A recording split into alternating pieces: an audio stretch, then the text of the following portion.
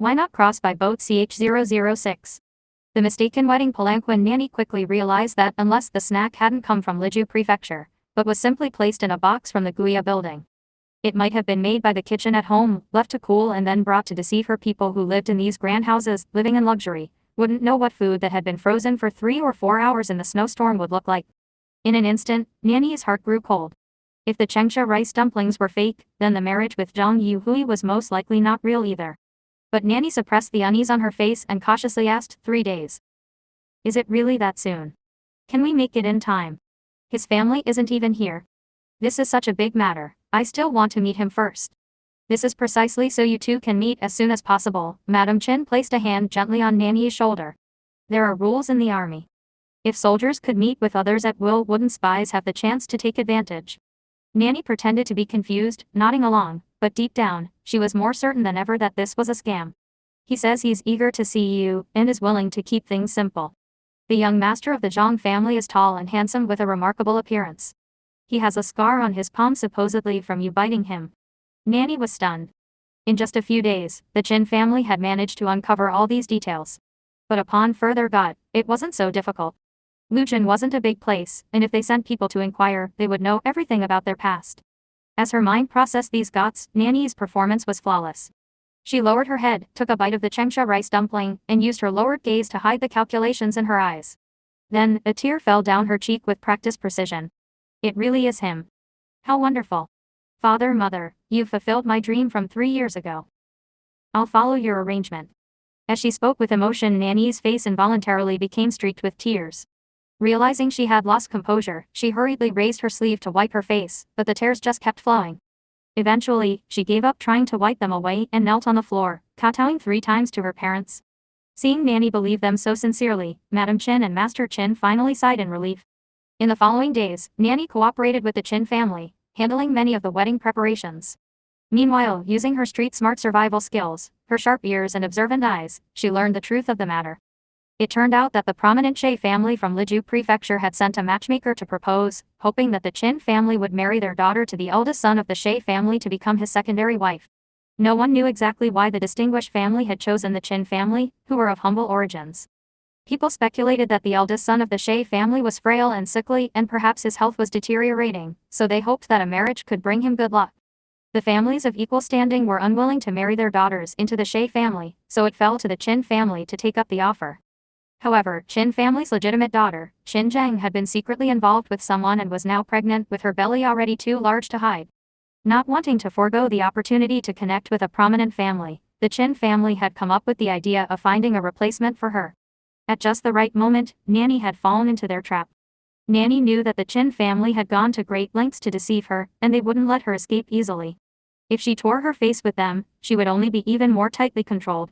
Though she was keenly aware of the task that Peng Yu had entrusted to her, which was the most important thing at the moment, she just wanted to reach Liju Prefecture as soon as possible and personally deliver the message. The Chin family told her that Zhang Yuhui's family was far away in Lujin, so it was impossible for him to attend the wedding and they could only have the ceremony temporarily in a guest house in Liju Prefecture. Nanny thought about it. The guest house was probably a lie, but the destination was certainly Liju Prefecture. She could use the Chin family's arrangement to get close to Liju Prefecture, and once she was in the wedding palanquin, she would be out of their sight. Along the way, she would find an opportunity to escape. 3 days later, at noon, the sound of drums and gongs could be heard outside the Chin residence. Before entering the palanquin, Madam Chin instructed one of the maids to bring a cup of tea for Nanny. Madam Chin smiled warmly. Nanny, the journey is long. To avoid getting thirsty, drink a cup of our hot tea before setting off. Nanny obediently accepted the tea, drank it all in one go, and then discreetly spat the tea into the thick, voluminous sleeve of her wedding robe. This cup of tea was the Chin family's final plan. It contained a drug, and even if she reached Liju Prefecture and realized she had been sold, she wouldn't have the strength to struggle. But Nanny hid her actions from everyone in the Chin family, obediently entering the wedding palanquin and waiting for the right moment to escape. She always got back to the scene when Peng Yu had died, and the instructions he had given her. She hoped she wasn't too late, that the situation could still be salvaged if she could get the message to where it needed to go. The palanquin swayed and creaked as it set off through the snowstorm, carrying Nanny, whose fate hung in the balance. Everyone assumed that another woman was about to go to a wealthy family to enjoy riches and honor, not knowing that this particular woman held the fragile threads that could shake the very foundation of the kingdom. Wangshu was the elegant name for the She family residence, located to the northwest of Liju Prefecture, covering an area of over 100 acres. Today, Wangshu was lit up with decorations, bustling with activity. Originally, such a marriage would not have been this grand, but since She Heng's health had been deteriorating since winter, and to bring him good luck, the family had made it more festive. Such a rare joyous occasion at the She family meant that the She family matriarch had been preparing for the event in the main hall, overseeing everything with efficiency. The maids and servants were busy coming and going, their movements swift but orderly. Meanwhile, the groom She Heng seemed unusually isolated in his Huaishu courtyard, and an air of solemnity lingered around him. She Heng was sitting in his study, constantly fiddling with the pen rack beside him. His anxiety was evident in his movements. A month ago he had received a secret letter from the Minister of the Imperial Secretariat Shen Zizong, instructing him to assist in escorting King Lingyan through Liju Prefecture. Liju Prefecture was the essential route for the southern migration. The Ka-Ling River flowed into the Yangtze River, and the Qi people were poor at naval warfare. Once they reached the Yangtze, it would be within the domain of the Yu dynasty, making it harder for the Qi people to pursue them. Both the pursuers and the escorted knew that Liju Prefecture was the final battleground to trap King Lingyan. Liju Prefecture had a unique terrain, with the Ka-Ling River running through the city. The only ferry to leave the city was one, and as long as they controlled that ferry, no one could escape. The Qi people had already placed spies in Liju Prefecture, monitoring every move in the city. She Heng had drafted many plans and finally decided to use the guise of a wedding procession to cover the escort of King Lingyan from Hugashan. He intended to get them into Liju Prefecture under the guise of a wedding, with no one the wiser. To allow the wedding procession to pass through the Hugashan Valley, he needed to find a suitable bride from Luong Town. As for the prominent families, they couldn't just marry anyone off for the purpose of continuing the family line. The only family in Luong Town with a daughter of marriageable age that was suitable for the She family was the Qin family. Fortunately, the Qin family was willing, and the marriage was arranged quickly. However, She Heng's current worry was that after the last meeting with the palace's Imperial Guard officer Peng Yu and finalizing the rendezvous plan, he had not been able to contact him since. The Qi soldiers were closing in, and King Lingyan and his party were hiding in the Hugashan Mountains. All communication routes had been cut off, making it impossible for both sides to inform each other of any changes. In this situation, the most important thing was that the rendezvous plan not be leaked. She Heng had been extremely cautious. Today was the day to execute the plan, and the success or failure hinged on this moment. As She Heng continued to fidget with his pen, his anxiety grew. At this moment, Qiao Yinzi entered the study with medicine. She noticed that She Heng's hands were icy cold.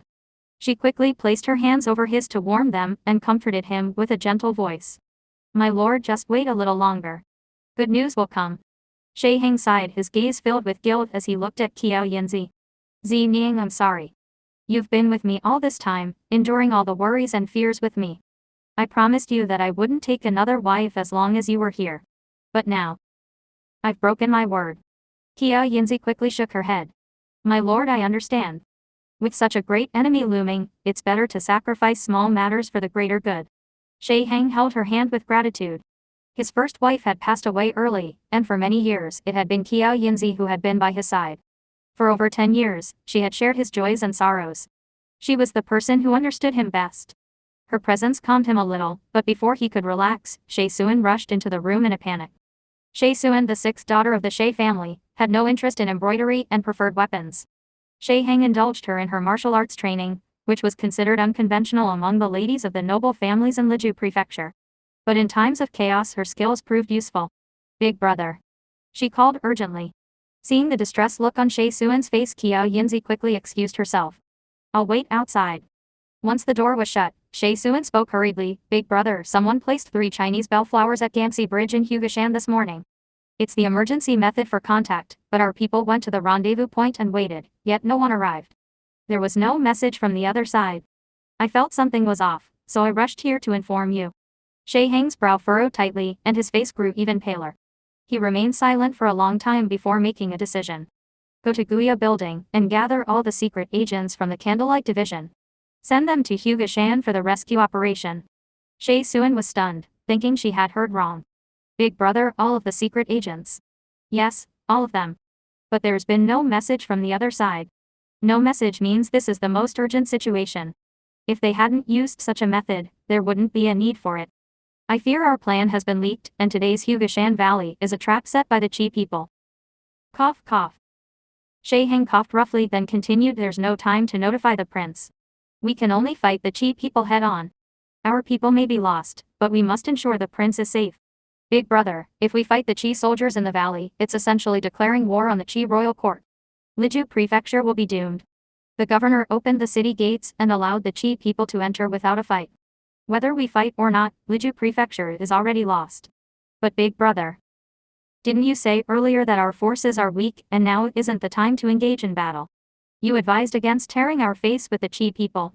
If the new emperor dies here, what's the use of saving face? Shay Heng's anger flared, and he coughed up blood. Shay Suan seeing this hesitated, still shocked by the sight, but Shay Heng had already lost all concern for his own health. Quick, go.